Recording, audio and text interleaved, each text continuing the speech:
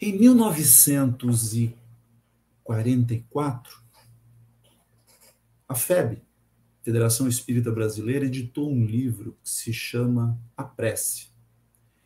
Este livro aborda 2 capítulos que estão em O Evangelho segundo o Espiritismo, que é o capítulo 27 e 28. E este livro, A Prece, traz exatamente um opúsculo que nos oferece explicações da melhor forma que podemos nos conduzir nas nossas orações. Só que no seu início, ele traz algo que muitos de nós esqueceram ou, às vezes, não tivemos a oportunidade de ter este pequenino livro na mão, que são 2 mensagens que Allan Kardec traz aos brasileiros. Essas mensagens são de 1888 e 1889. E elas só foram publicadas, só vieram à luz pela primeira vez em 1896. Elas foram recebidas por um médium na Federação Espírita Brasileira, que a federação tem a sua fundação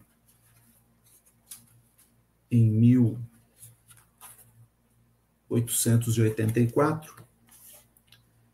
E o nome desse médium, Frederico Júnior.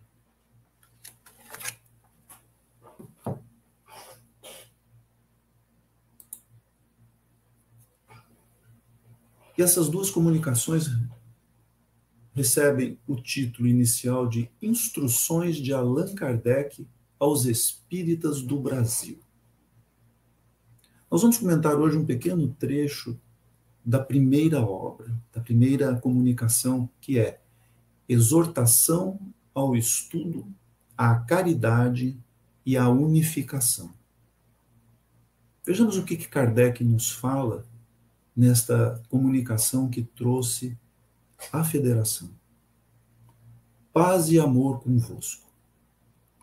Que possamos ainda uma vez, unidos pelos laços da fraternidade, estudar essa doutrina de paz e de amor, de justiça e de esperanças, graças à qual encontraremos a estreita porta da salvação futura, o gozo indefinido e imorredouro para as nossas almas humildes. Antes de ferir os pontos que fazem o objetivo da minha manifestação, devo pedir a todos vós que me ouvis, a todos vós espíritas a quem falo neste momento, que me perdoeis se porventura, na externação dos meus pensamentos, encontrardes alguma coisa que vos magoe, algum espinho que vos vá ferir a sensibilidade do coração. Então a gente já encontra aqui a forma sempre cordial de Kardec de se comunicar. A forma sempre educada, elegante, com que ele conduziu todos os anos na formulação da codificação desta doutrina de amor, esta doutrina consoladora. O cumprimento do dever nos impõe usemos de linguagem franca, rude mesmo. Por isso que cada um de nós tem uma responsabilidade individual e coletiva, e para salvá-la, lançamos mão de todos os meios que se nos oferecem, sem contarmos, muitas vezes, com a pobreza da nossa inteligência, que não nos permite dizer aquilo que sentimos sem magoar, não raro, corações amigos, para os quais só desejamos a paz, o amor e as doçuras da caridade. O que Kardec está nos dizendo? Nós enfrentamos isso hoje no dia a dia das nossas casas, dentro do movimento espírita. Porque às vezes temos necessidade de trazer algumas verdades a aluno e que nem todos os irmãos compreendem, porque nós temos um defeito como espíritos imperfeitos. Quando temos atitudes que não são muito de acordo com aquilo que a doutrina nos propõe, e alguém faz uma alusão, e às vezes até espontaneamente por uma página lida, nós aceitamos aquela carapuça e às vezes nos indignamos com aquele companheiro que está trazendo este estudo, esta verdade, esta página. Então é por isso que Kardec já começa dizendo que mesmo que alguns fiquem chateados, mas a verdade tem que ser dita. Ela tem que ser compartilhada.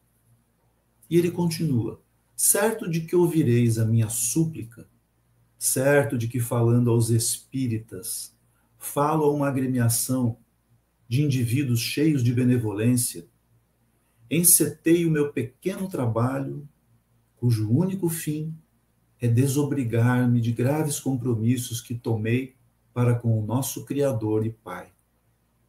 Então Kardec está dizendo para nós: eu voltei à pátria espiritual, mas eu continuo cumprindo a minha missão junto a esta doutrina de amor. Sempre compassivo e bom, volvendo os piedosos olhos à humanidade, nosso Criador e Pai, né? A humanidade escrava dos erros e das paixões do mundo, Deus torna uma verdade as palavras do Cristo e manda o Consolador, o Espírito de verdade. Então Kardec vem aqui nesta mensagem trazer um reforço para aqueles que ainda não tinham segurança, aqueles que ainda não tinham compreendido, que o Espiritismo, sim, era a terceira revelação, o Consolador prometido pelo Cristo.